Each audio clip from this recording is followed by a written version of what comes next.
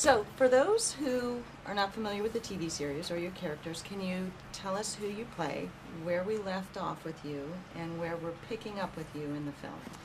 So I play Vincent Chase, who is a movie star and has brought his friends and his brother to Hollywood and gives them an opportunity to experience what it's like to live a lifestyle of the rich and famous. At the end of the series, Vince is off to get married, and when we pick up in the movie, he has separated from his fiancée after 6 days, and his wedding party is now a divorce party.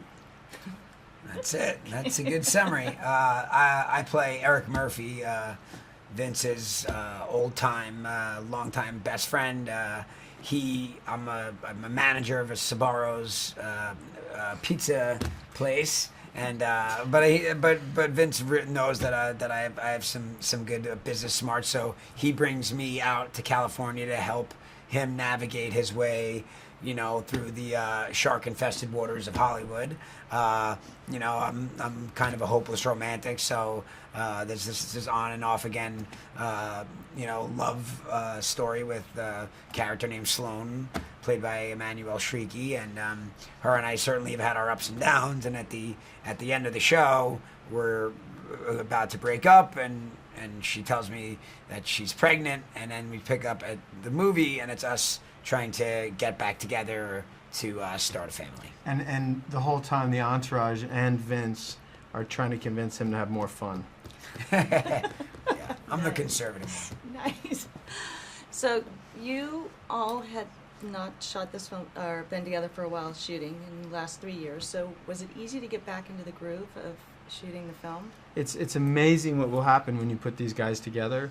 I mean, I felt like I was just dropped in, and there was E and Turtle and drama, and just responding to them, it just makes it easy. You don't have to do much when they're pulling their weight. Yeah, it's even taking it even before we got to set. It's 5 a.m. and there we are in the hair and makeup trailer again together for the first time in 4 years, and there we are, and it's just right away, the coffee and the jokes and the kind of giving each other a hard time. So it really always starts with that first getting together in the hair and makeup trailer, and then the wee hours of the morning, just kind of waking up and reconnecting, and then we get on set, and it's just like off to the races. Oh, nice.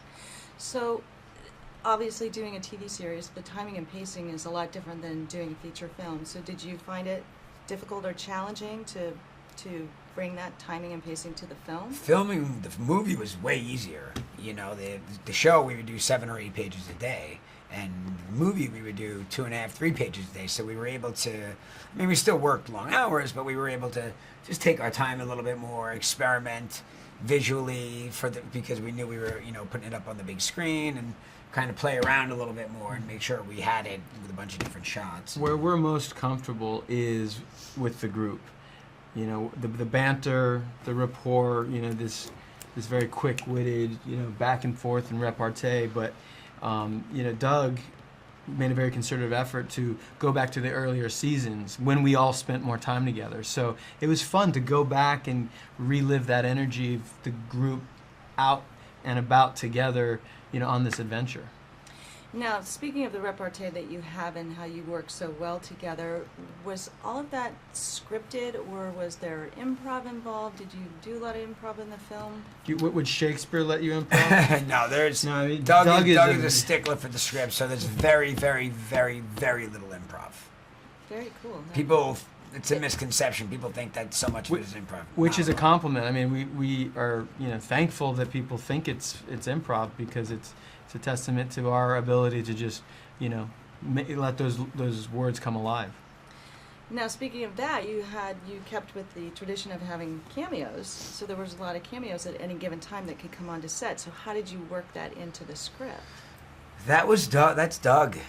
Doug had an amazing ability to be like, hey, you come by tomorrow? Sure, okay. And then Doug would sit up at night and try to figure out a way to organically work a cameo into the script. And he's he's mastered it over the run of the series, and that carried. A lot of that had to be spontaneous because to try and schedule Yeah. all of those people, It's it would've- impossible. Yeah, so it was a lot of spontaneity. It's like, hey, show up tomorrow, and we'll try to work you in there. There's kind of That's the. crazy. Now, for those audiences that have not seen the film, do you feel that this will be a great payoff for them, that it can stand on its own as for Absolutely, 100%. You don't have to have seen the show, but you'll wish you had once you see the movie, because it's such a great ride, and you get to live in this, like, behind the scenes look at a world that not a lot of people have the opportunity to experience.